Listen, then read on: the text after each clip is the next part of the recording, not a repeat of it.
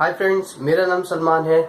आज की इस वीडियो में मैं बात करूंगा कि what are the ideological hurdles and challenges of Pakistan, कि पाकिस्तान के नज़रियाती रुकावटें, हर्डल्स या बैरियर, और पाकिस्तान के क्या चैलेंजेस हैं जो हमें करना चाहिए था और हम वो नहीं कर रहे हैं।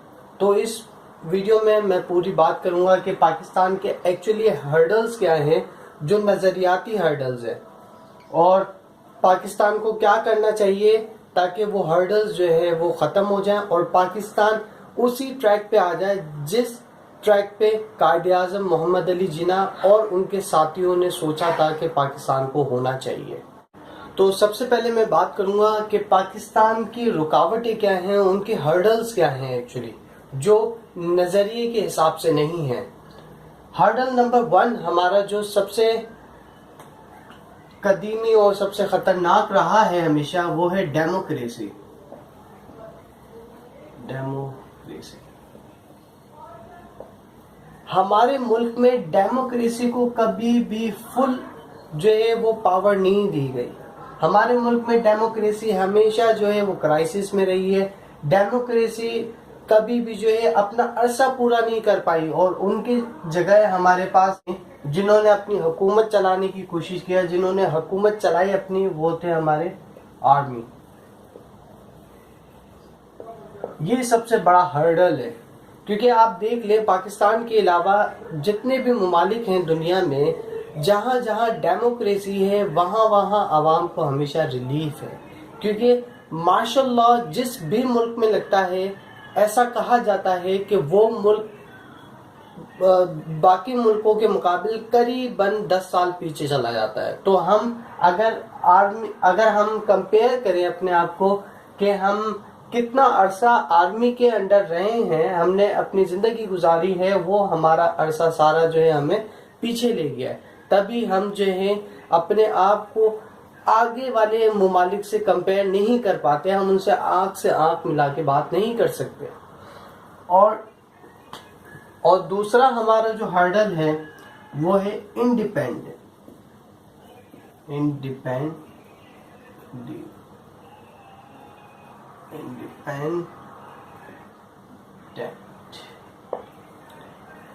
क्या आपको लगता है पाकिस्तान का जो बनाने का नजरिया था वो था मुसलमानों को या फिर इंसानों को एक ऐसा मुल्क दिया जाए जहां पे वो अपने मजहबी त्यौहार, मजहबी सकाफत को जो है वो फरोग कर सके। लेकिन अगर हम 1947 से लेकर आज तक अपने आप को कंपेयर करें तो हम हमेशा जागीरदाराना सिस्टम के साथ ही रहे हैं। हम हमेशा इंडिपेंडेंट नहीं, हम हमेशा डिपेंडेंट रहे हैं दूसरों के ऊपर। सबसे अहम मसला था पाकिस्तान को बनाने का, वो था इंडिपेंडेंसी, ताकि हर इंसान खुद मुख्तार हो सब कुछ करने के लिए, अपना अच्छा और अपना बुरा वो खुद फैसला कर सके।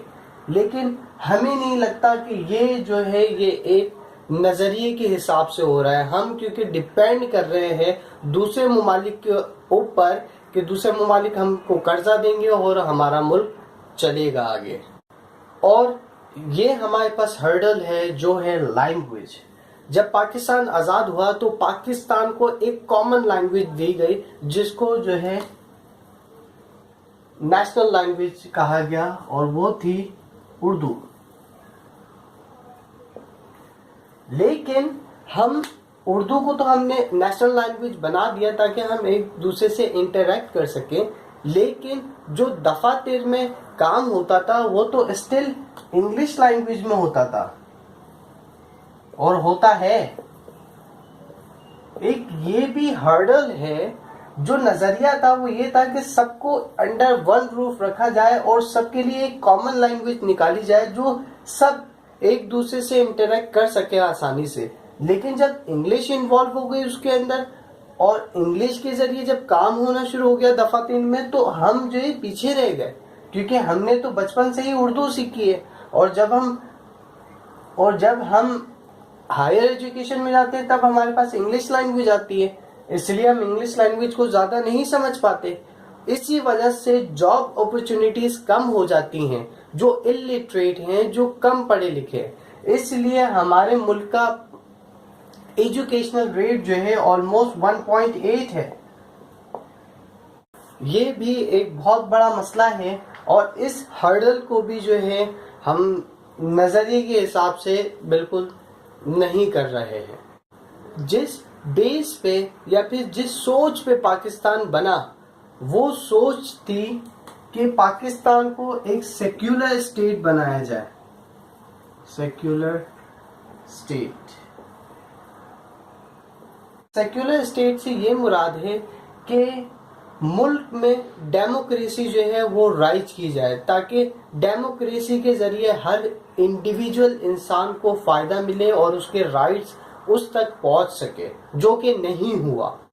سیکولر اسٹیٹ سے مراد ہر انسان، چاہے وہ میجورٹی میں ہو چاہے وہ منورٹی میں ہو، اس کو اس کے انڈیویجول رائٹ ملیں، چاہے وہ مسلمان ہو چاہے وہ ہندو ہو چاہے وہ کوئی بھی فرقے سے تعلق رکھنے والا ہو، اس کو اس کے بیسک رائٹس ملنے چاہیے، کیونکہ وہ پاکستان کا رہائشی ہے.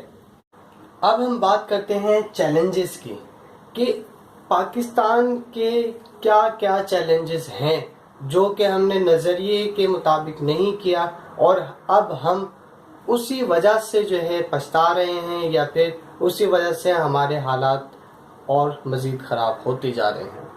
سب سے پہلا چیلنج تو یہ ہے کہ آپ کو خود چینج ہونا ہوگا، کیونکہ جب تک آپ خود چینج نہیں ہوں گے تب تک آپ دوسری چیزوں کو بھی نہیں بدل سکتے، چاہے وہ ڈیموکریسی ہو چاہے وہ آپ خود ذاتی طور پہ ہوں، چاہے وہ کوئی بھی انسان ہو.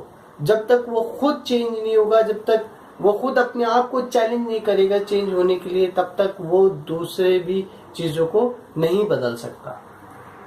اور دوسرے نمبر پہ ہے بی ریسپانسبل، یعنی کہ ہمارے جتنے بھی سیاستدان ہیں ان کو ریسپانسبل ہونا پڑے گا، ان کے ساتھ ساتھ ہمیں بھی ریسپانسبل ہونا پڑے گا کہ ہمیں اپنے ملک کی ترقی کے لیے کچھ نہ کچھ کرنا ہے. بھلے وہ ایک چھوٹے بچے کو جس کو پڑھنا نہیں آتا ہم اسے پڑھنا سکھا دیں، وہ بھی ہماری طرف سے ایک ریسپانسبلٹی ہے سوسائٹی کے لیے، تاکہ ہماری وجہ سے ہمارے ملک کو فائدہ پہنچے. اور تیسرے نمبر پہ اسٹے وتھ ڈیموکریسی، ڈیموکریسی کے ساتھ رہنا ہوگا ہمیں، کیونکہ ڈیموکریسی ہی ایک ایسا حل ہے جو ہمارے پاکستان کو آگے لے جا سکتی ہے. ہم ہمیشہ بولتے ہیں کہ بس ڈیموکریسی صحیح نہیں ہے، یہ نہیں، یہ صحیح نہیں، یہ فلاں سیاستدان صحیح نہیں ہے، یہ صحیح نہیں ہے، وہ صحیح نہیں. بھائی وہ کب صحیح ہوں گے؟ کیونکہ ان کو چنتا کون ہے؟ ان کو عوام چنتی ہے. جب عوام ہی ان کو چن رہی ہے تو نیکسٹ ٹائم عوام ان سے بہتر کوئی اچھے انسان کو چنے گی جو ہمارے ملک کو سنوار سکے. ہمارے کو ڈیموکریسی کے ساتھ رہنا پڑے گا، کیونکہ ڈیموکریسی ہی ایک ایسا حل ہے جو پاکستان کو اوپر لے جا سکتی ہے. اگر دوبارہ ہمارے ملک میں فوجی حکومت آ جاتی تو ہماری ملک دوبارہ 10 سال 5 سال پیچھے چلا جائے گا.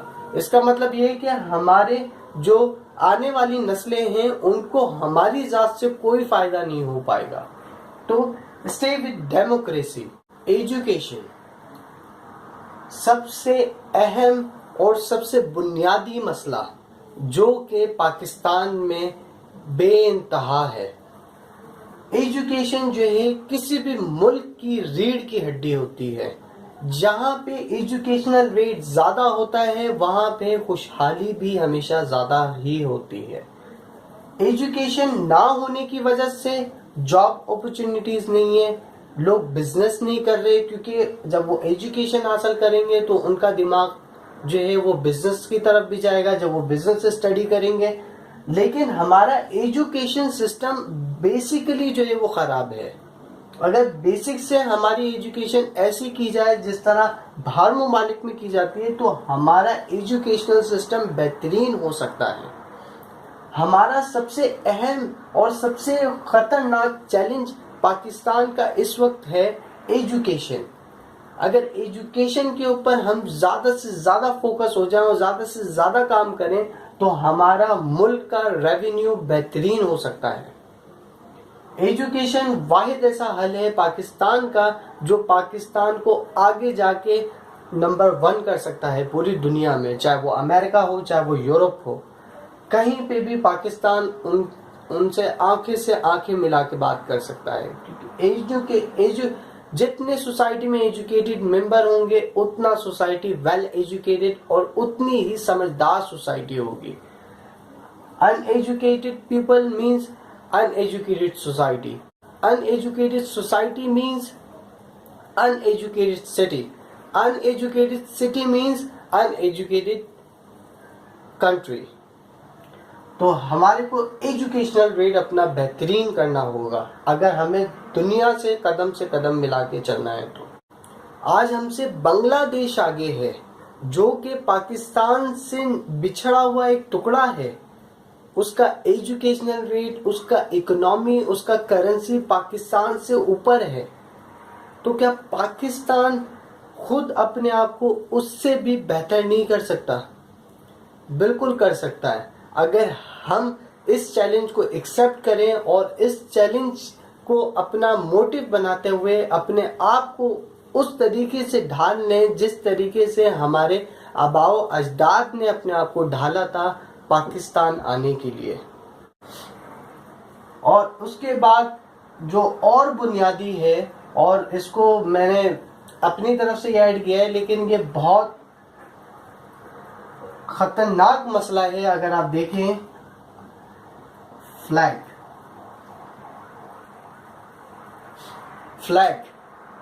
جھنڈا، جو ملک اپنے ہی جھنڈے کو اپنے پیر کے نیچے رکھتا ہے، جو ہم چھوٹی چھوٹی جھنڈیاں لگاتے ہیں 14 اگست میں، 14 اگست گزرنے کے بعد ان کے ساتھ کیا ہوتا ہے؟ ہماری وہی جھنڈیاں ہمارے پیروں میں آ رہی ہوتی ہیں. کیا ہم اس لائق ہیں کہ اپنے پاکستان کی جھنڈیوں کو اپنے پیروں پہ رکھیں؟ جب ایک قوم اپنے فلیگ کی حفاظت نہ کر سکے، اپنے فلیگ کو عزت نہ دے سکے، تو اس قوم کا آگے جا کے کیا ہوگا؟ وہی حال ہوگا جو ہمارے ساتھ ہو رہا ہے. خدا را اپنے فلیگ کی، اپنے قوم جھنڈی عزت کریں تاکہ پاکستان کو ہم سر بلند کر سکیں پوری دنیا میں. امید کرتا ہوں کہ یہ میری ویڈیو آپ کو سمجھ آئی ہوگی، اور پلیز اس ویڈیو کو شیئر کریں تاکہ زیادہ سے زیادہ لوگ اس ویڈیو سے فائدہ اٹھا سکیں. اور thank you for watching this video.